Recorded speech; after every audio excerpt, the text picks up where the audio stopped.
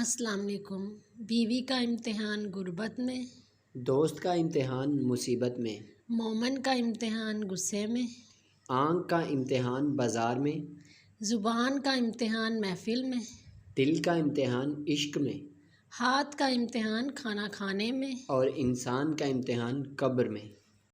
ہمارے دلوں میں کیا ہے ہم اپنے الفاظ اور اپنے انداز سے ظاہر کرتے ہیں۔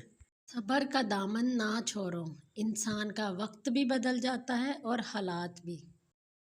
حضرت علی علیہ السلام نے فرمایا، مخلص دوست کے اندر اتنا پیار چھپا ہوتا ہے جیسے بیج کے اندر درخت۔ منافق لوگوں کی پہچان یہ ہے کہ خوشیوں میں سب سے آگے اور مصیبت میں سب سے پیچھے نظر آئیں گے۔ جس نے اپنے رب کے لیے جھکنا سیکھ لیا وہی علم والا ہے، کیونکہ علم کی پہچان عاجزی ہے اور جاہل کی پہچان تکبر ہے۔